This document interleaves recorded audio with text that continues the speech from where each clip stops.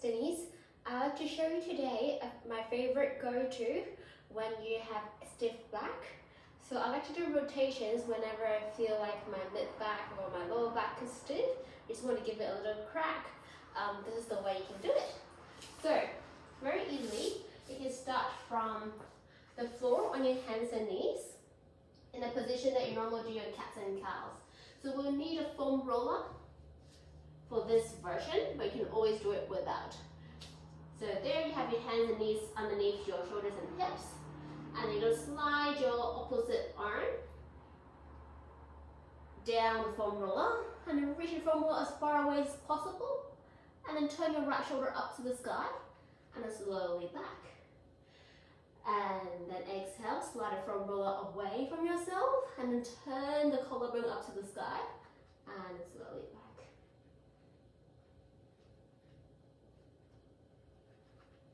And then go to the other side. You can also add a variation here if you like. So you can sit onto your heel when you reach the foam roller away. So it's more like a two-way stretch. The arm is going to the side while the hips going back. And then the last one.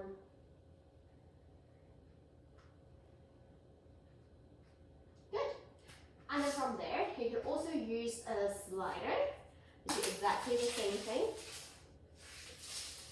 But the slider is slightly closer to the floor. You will probably have more access to that range of movement. Same to the other side.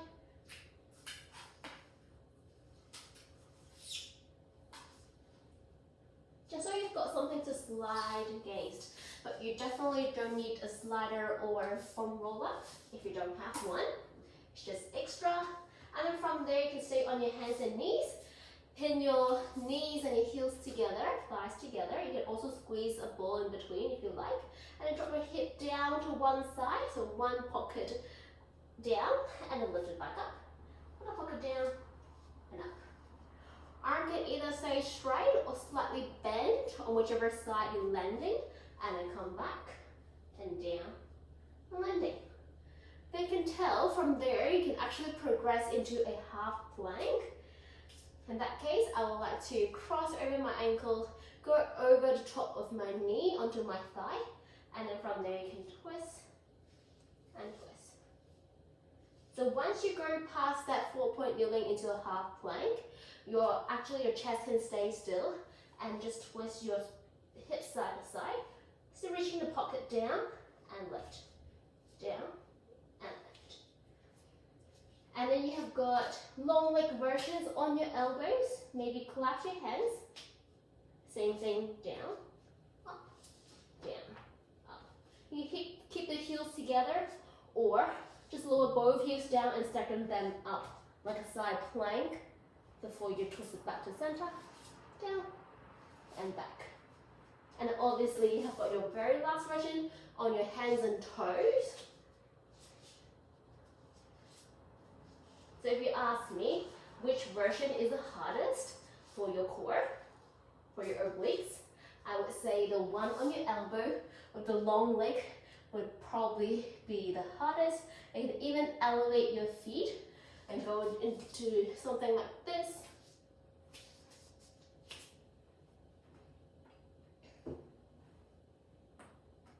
For a bit more. So just because the way that your body is angled towards the floor, the more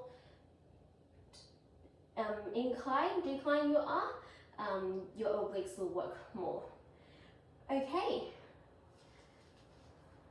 From there, if you have a reformer or strap, or even just a band tied around your door frame or your dining table leg, that way you can clasp your hands on it, take a big inhale, twist towards the band, and then exhale, twist away, and then come back. I like to go for the full range rather than starting from front here. So you're going to allow the band to untwist you, and then twist. If you really want to target the torso, try to keep your hips to the front without turning the head like side to side.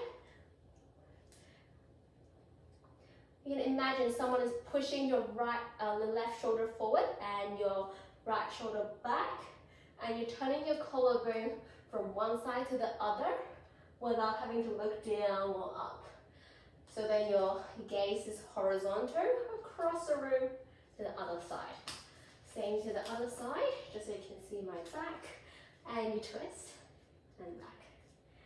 If you really want to feel it in your torso even more, I would say keep your arm close to your torso, and then from there, just use your torso to bring the band over. So then you have to worry about the arm, because if you keep the arms out, you have to keep that the arm shape consistent the entire time. So it still involves a bit of chest. Okay, the other way to work the obliques in a twist is to do the abs series, the crunch series. I like to use the ball, but you can definitely do it on the floor like a crisscross. So you can line the ball right there, hands behind you, big inhale, go flat into the floor or extend over the ball. Exhale, curl up, and you can go for opposite armpits to knees, opposite armpits to knees, center, and come back down. It's exactly the same without the ball, you just don't go over the ball. Exhale, tummy down, tuck your ribs underneath your chest, you twist side to side, try to keep the knees still, because if the knees also go with you, that's a different story. Okay, from there you can just stay on that seat, but stay rounded, hold on to a medicine ball or a soft ball, a Pilates ball. And then roll away from your leg, allow yourself to have some space. Keep the shape of the arm again. You're going to twist side to side, trying to touch the elbow downwards to the floor. Again, keeping the leg still. If you want even more, legs up. And the challenge is to keep even weights down both sides and stay round through your back onto your butt cheek. Okay, you can do this with weights, that way you'll feel a bit more. On a reformer or with a band, you can also do exactly the same thing, going away from the band, that way, pull. So in a reformer setting, you'll be pulling the strap down towards the springs, away from the pulley. Again, same thing, you can keep the legs up, or even with a straight leg. Okay, so the higher you bring your legs up, the more you challenge the front system, and then adding the twist on, it's just more of a control balance, coordination balance there. Okay, after that, you've also got hip twist. So it's more, focus is more on the lower body. So this time we don't move the upper body, but just the lower body. Legs up in tabletop. Grab a ball in between your legs, just so you feel like hugging into the midline. Arms up to the side. Keep your shoulder blades back flat against the floor.